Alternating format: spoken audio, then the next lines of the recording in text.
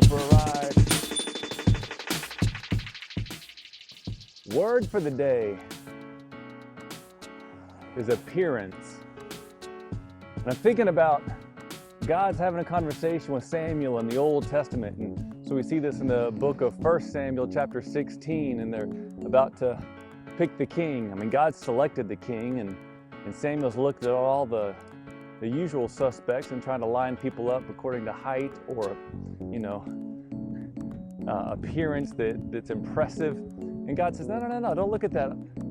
People look at the outside appearance. People look at the outward appearance. But God looks on the what?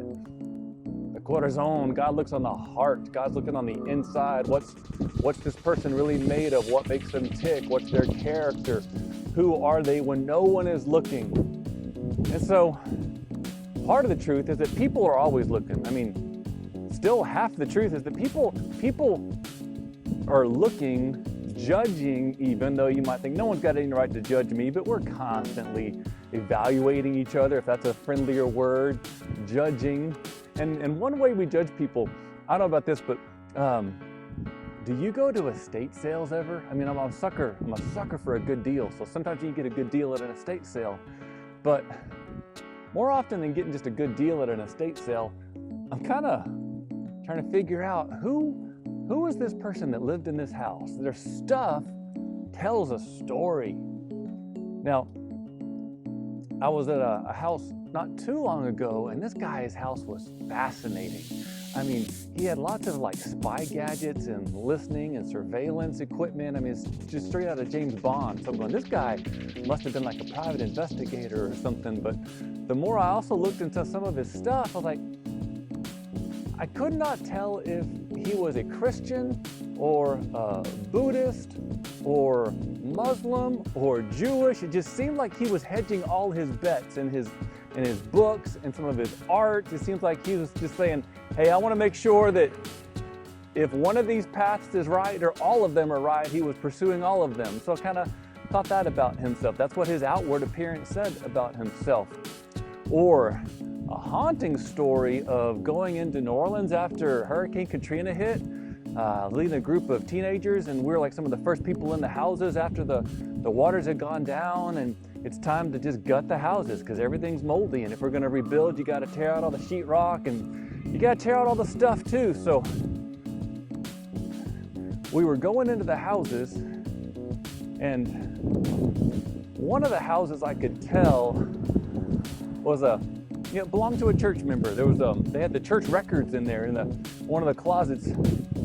Church records, financial records. I thought this person is. I bet if I was gonna guess by the outward appearance of their stuff, this is the church treasurer. But in that same closet, I found a collection of pornography. And well, this shouldn't be. These two things shouldn't be in the same closet, but they were. I think of another estate sale I went.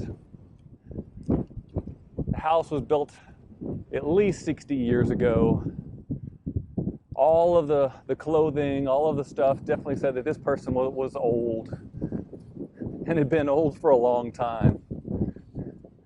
But their books and their music, and really if I could just piece together their lives, I could tell this was the life lived in faith.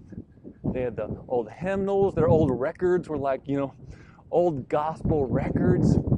And I kept, looking through some of the stuff, trying to find a good deal, but then I was also just kind of worrying, okay, when do I find here's the hidden thing. So what are the hidden things in your life? Now I'm quit talking about other people and their houses. People look on the outward appearance. That's just natural. We're going to do that. Not right, but natural. God looks on the heart. So what's on your heart? I mean, there's what's on, what's going through your headphones, what's on your hard drive, what's on your heart. God's going to reveal it all because none of it's hidden to him. All of it's going to be exposed, even the stuff you thought nobody knew about. God knows. God knows. So right now, Like if you passed away and we had an estate sale at your house, your computer, your phone, everything that you own and you think it's all yours, so you got your right to do whatever you want with it. If we had just full license to go through your stuff, would you be absolutely shocked and embarrassed and ashamed? If so, it's time to clean out some stuff. Like if you're married, do you and your spouse, you share all your passwords with each other. There's no secret email account. There's no secret Tinder account or whatever. Do you have each other's passwords? Like if I looked into your phone, I answered your phone, how are you doing there? Just I'm calling you out from my bike to remember the truth of the verse that people look on the outward appearance, but God looks on the heart. The Bible has so much to say about the heart. Above all else, guard your heart. So I pray that these days we would be abundantly faithful to the one that pursues us